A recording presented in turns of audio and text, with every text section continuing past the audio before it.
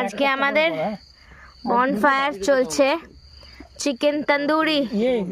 এই যে চিকেনটাকে ম্যারিনেট করে প্রায় 6 ঘন্টা মতন ফ্রিজে রেখে দেওয়া হয়েছিল।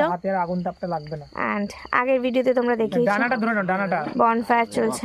এই যে বাবা করছে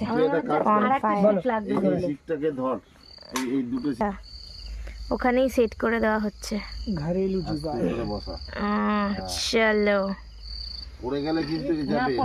বেশি এই ধারে চলে আসা, একটু ওদিকে ঠেলে দে গলি।